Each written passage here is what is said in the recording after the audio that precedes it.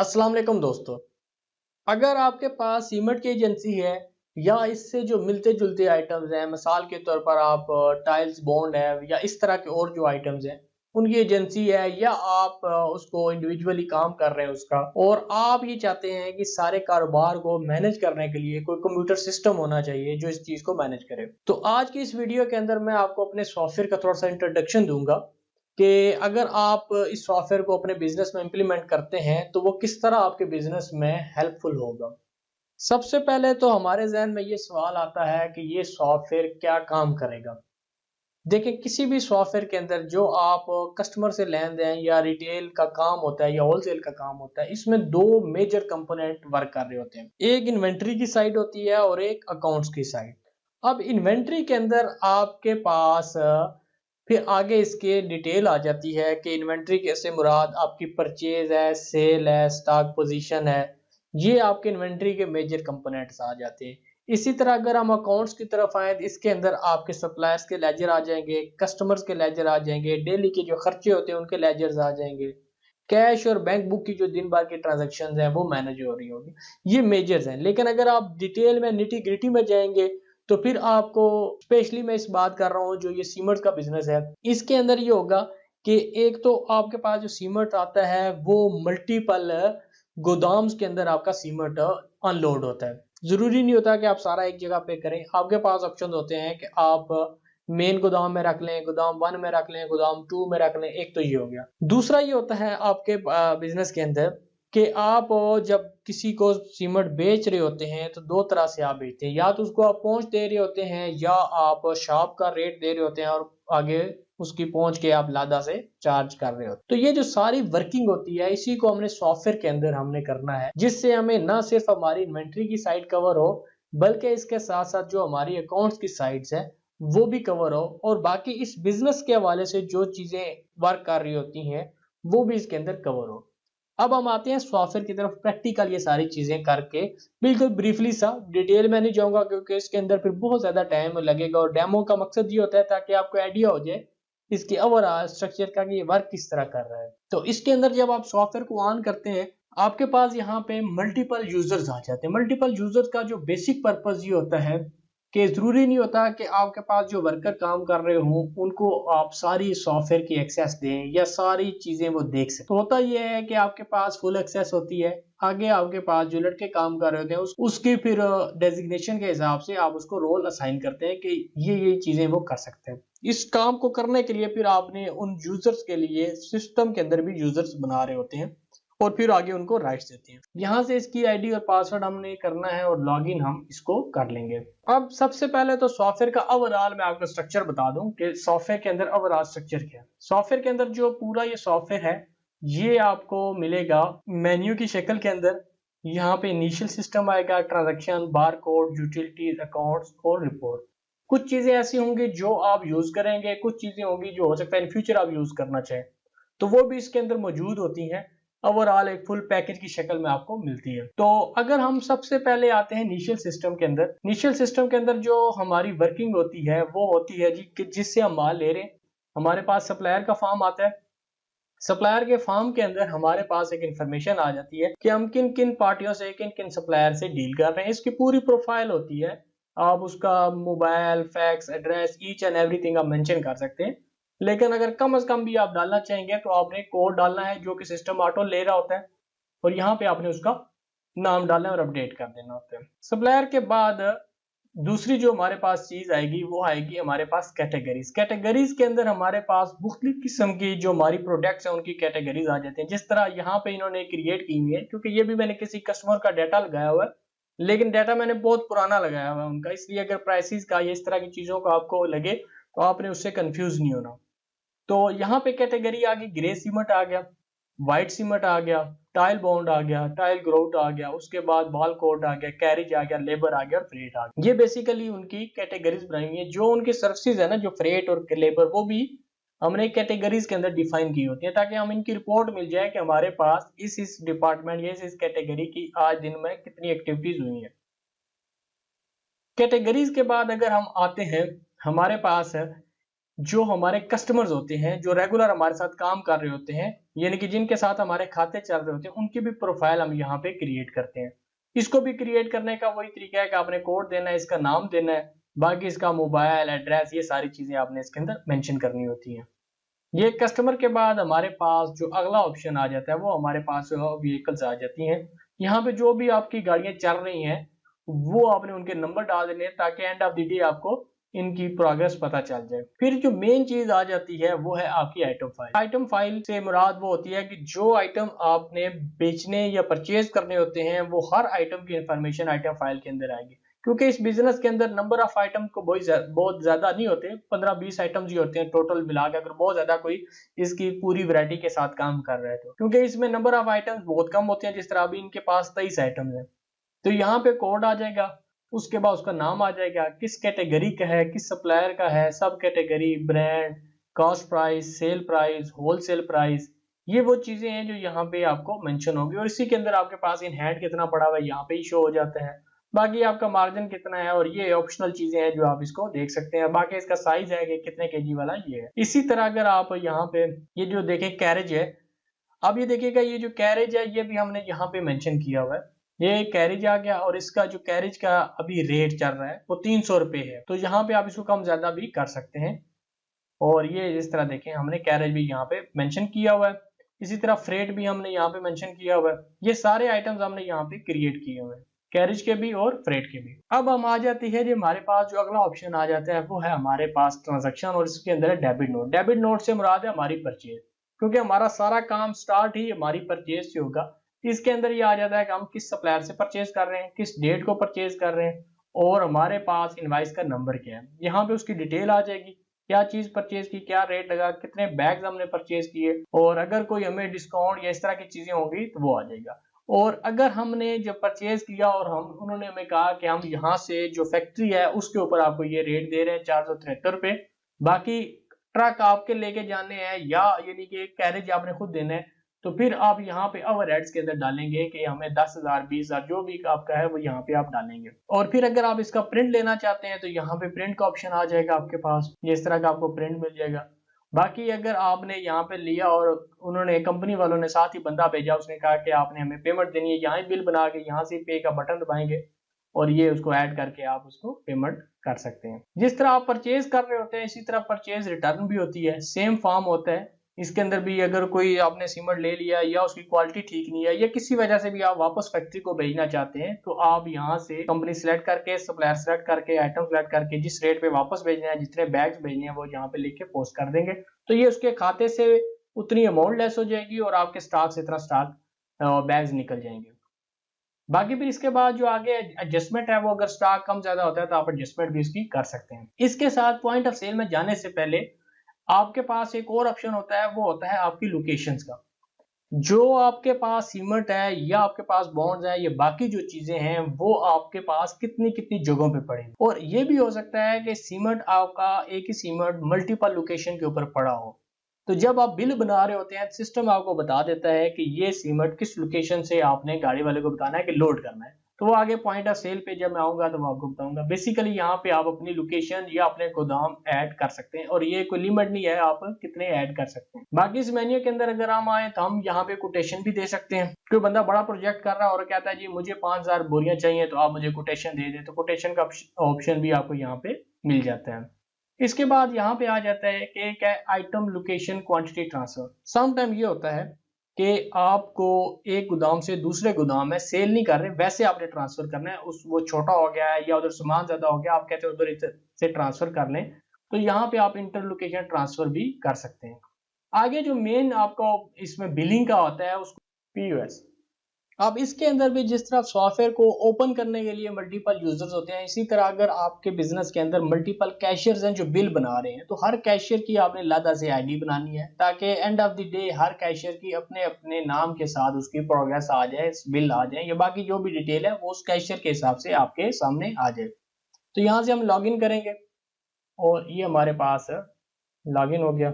अब अगर क्योंकि आपके थोड़े कोड होते हैं तो आपको अक्सर कोड याद होते हैं, तो आपने यहाँ पे लिखना है कितनी भी बैग्स आप दे रहे हैं, आपने कहा 12 बैग्स दे रहे हैं। रेट क्या लगाना है, आपने रेट लगाना है जी 600। इसके साथ आप ये देखिएगा, आप 600 तो आपने रेट लगा दिया, लेकिन आपने कैरेज भी लेना है, तो आपने यहाँ पे स्लैश किया तो ये कैरेज आ गया। कैरेज है, कैरेज इसमें कितना डालना है, आपने कहा जी कि हमें 450 रुपये इसमें कैरेज डालना है। अब यहाँ पे जब आप आए हैं कस्टमर, अब आपके पास दो तरह के कस्टमर होंगे। एक वो कस्टमर होगा जो आपको कैश दे जाएगा, और एक वो कस्टमर होगा जो कहेगा जी सामान आप लें, यहाँ पे आपका जो लोडर होगा वो सामान उसके सीमेंट के पैसे ले लेगा। इस केस के अंदर अगर कोई ऐसा केस हो जिसके अंदर आप पेमेंट बाद में ले, जिसका मतलब यह बिल आपका उधार पे जाएगा। अगर तो वो कैश पे है, पहला बिल जिस तरह ये कैश पे है, आपने क्या करना है, कस्टमर को आपने कहा 7,650 रुपए बने, उसने आपको 8,000 रुपए दे दिया। आपने 8,000 रुपए लिख के एंटर प्रेस करेंगे। अगर प्रिंटर साथ लगा होगा तो आपका प्रिंट बाहर निकल आएगा। अगर प्रिंटर नहीं लगा होगा और आप चाहते हैं कि उसको बस व्हाट्सएप या पीडीएफ वगैरह कर दो, तो वो भी आप कर सकते हैं। बिल का साइज कोई भी हो सकता है, आप थर्मल प्रिंटर भी यूज कर सकते हैं, लेजर जेट भी यूज कर सकते हैं, A4 भी हो सकता है, A5 भी हो सकता है, वो आपकी अपनी चॉइस के ऊपर होता है जो आपने बेहतर समझे। तो अभी जिस तरह ये एक बिल है, यहाँ पे आपने आगे इसके ऊपर आपका नाम आ जाएगा, यहाँ पे आपके नंबर्स आ जाएंगे, बाकी यहाँ पे डेट आएगी, टाइम आएगा, बिल का नंबर आएगा, यहाँ पे आपका आइटम कोड आएगा, क्या रेट था, टोटल क्या था, और ये कस्टमर का ग्रैंड टोटल क्या बना, पेमेंट उसने कैश में दी है, और ये उसका चेंज आ गया। ये तो वो बिल है जो आपने कैश के ऊपर जनरेट किया। अब हम एक दूसरा बिल बनाते हैं जिसके अंदर हम क्या करेंगे कि उधार के ऊपर हम सेल करेंगे। इसी तरह हमने ये किया, 10 बोरियां की और 610 रुपए का सेल किया। कैरेज हमने इनको डाला 500 रुपये, और यहाँ पे जब हम आए तो अब उसने कहा जी मेरे खाते में डाल दें, या मैंने पेमेंट बाद में देनी है, या सामान पहुंचेगा तो मैंने पेमेंट देनी है। इन सारे केसेस के अंदर आपने यहाँ पे कस्टमर पे आ जाना है, और F3 करेंगे तो यहाँ पे आपके पास सर्च आ जाएगी। अब यहाँ पे कोई भी कस्टमर सर्च कर सकते हैं, कोड से भी सर्च कर सकते हैं, नाम से भी सर्च कर सकते हैं, और नंबर से भी आप सर्च कर सकते हैं। ठीक है जी, ये आप नंबर से भी सर्च कर सकते हैं। और अगर वो कस्टमर नया है, यहाँ पे आपको लिस्ट के अंदर शो नहीं हो रहा, तो आप क्या करेंगे, आप यहाँ पे ही F6 करेंगे, ये कस्टमर का फॉर्म आ जाएगा। ये मैं अपने नाम से एक कस्टमर बना रहा हूँ और ये अपडेट कर दिया, ये कस्टमर आ गया। यहाँ पे हमने पेमेंट, उसने कहा 6,600 रुपये उसके खाते में चले गए। या अगर वो ये कुछ ऑनलाइन आपको करवा देता है या कुछ पेमेंट दे देता है और बाकी खाते में डाल देता है, तो फिर आप F2 प्रेस करेंगे। इन 6,600 में से उसने आपको 3,000 रुपये सेंड कर दिया और बाकी उसके खाते में जा रहा है। तो आप इस तरह भी कर सकते हैं।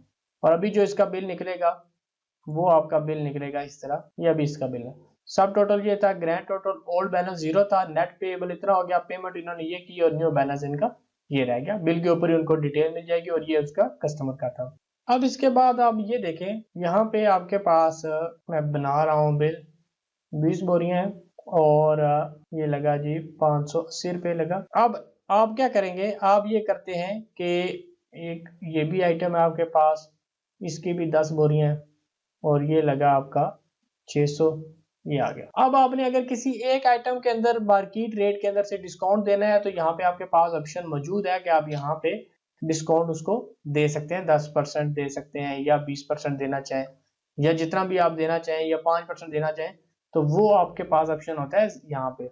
और अगर आप इसके अंदर प्राइस चेंज करना चाहते हैं, आपने बिल बना दिया और उसके बाद आपने कहा नहीं इसकी 610 करनी है, तो आप ये 610 भी कर सकते हैं। ये अगर आपने परमिशन कैशियर को दी होगी तो तब ये कर सकते हैं। और इसके बाद जब आप यहाँ पे आते हैं और आप ये चाहते हैं कि यहाँ पे हमारे पास अब ये जो सामान है इसके ऊपर लेबर चार्जेस भी हमने लेने हैं, और हमारे पास गाड़ियां भी मुख्तलिफ आनी है, तो फिर ये आप इस तरह भी कर सकते हैं कि यहाँ से आप सिलेक्ट कर लें कि ये गाड़ी है और इसके ऊपर हमारा जो लेबर चार्जेस हैं वो है 300, ट्रांसपोर्टेशन चार्जेस हैं 600, और इसी तरह इसके ऊपर है हमारे लेबर चार्जेस हैं 250 और ट्रांसपोर्टेशन चार्जेस हैं ये वाले टोटल। ये आप ओके करें इसको। इसके बाद कैश के ऊपर है या उधार के ऊपर है, उसी तरह आपने काम करना है। सपोज करें मैं इसको कैश के ऊपर है, तो ये कैश आ गया।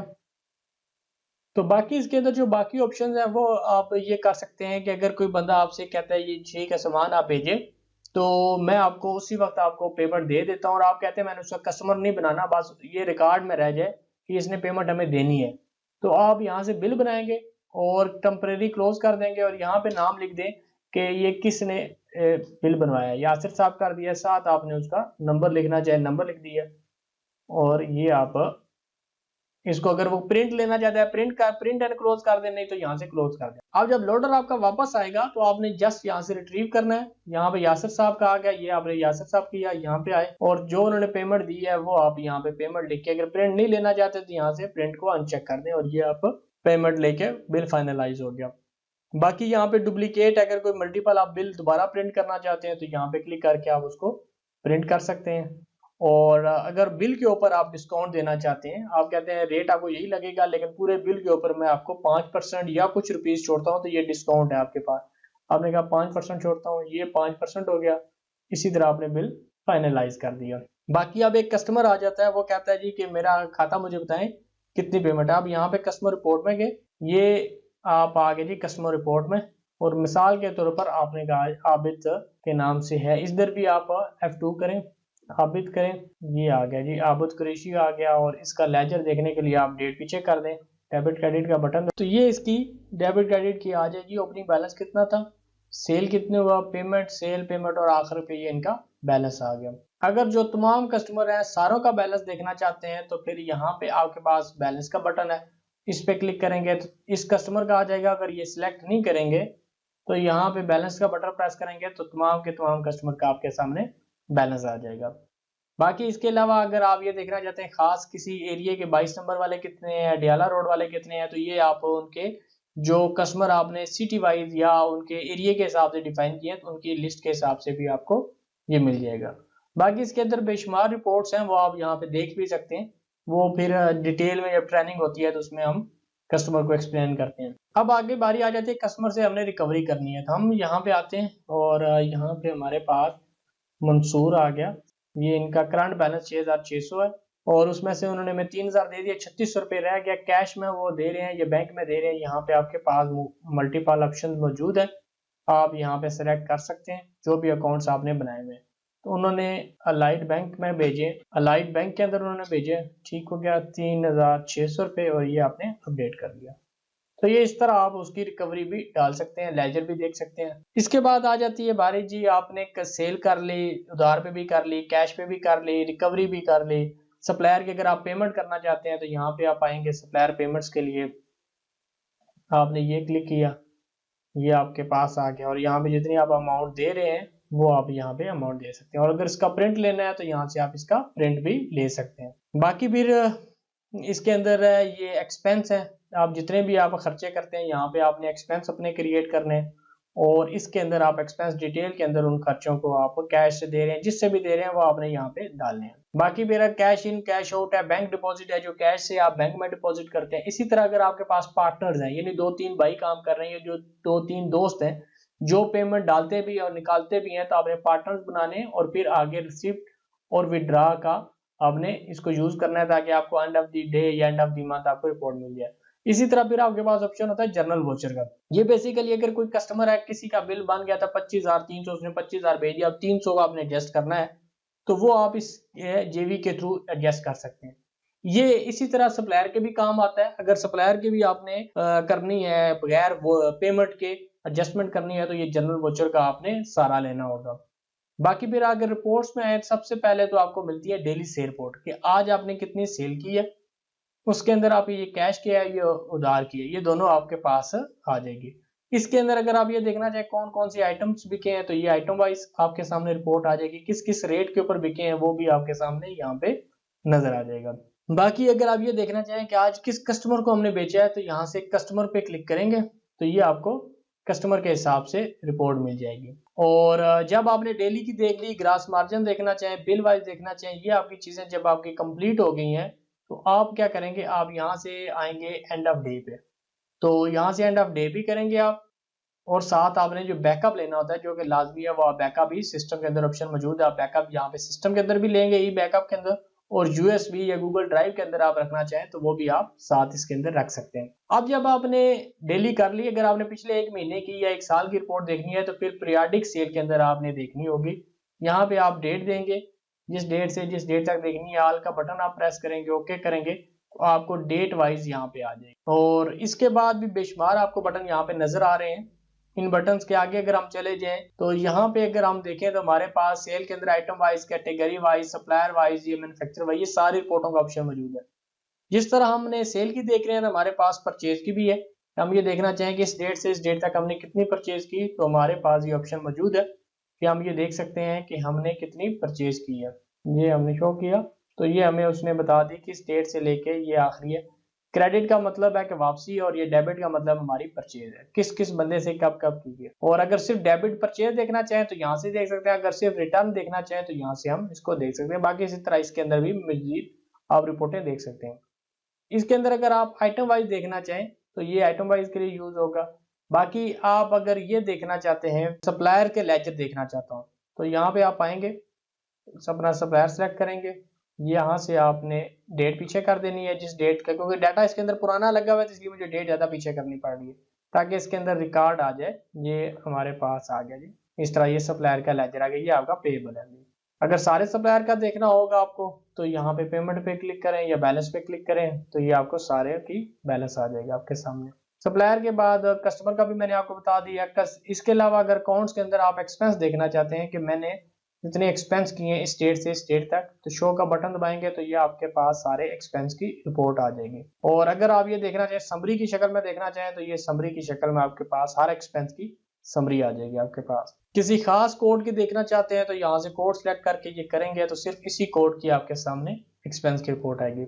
बाकी फिर पार्टनर्स है कि पार्टनर से इस डेट के अंदर हमने कितना कैपिटल उनको दिया है, कितना शिफ्ट किया है, विड्रा कितना हुआ है, प्रॉफिट में से कितना लेके गए, ये वो बेसिक सी रिपोर्ट्स आपको पार्टनर की भी मिल जाएंगी। फिर इसके बाद अगर आप यहाँ पे आए कैश और बैंक बुक की, यहाँ पे आपको कैश की या बैंक की जिसकी भी रिपोर्ट देखना चाहें तो वो आपको मिल जाएगी।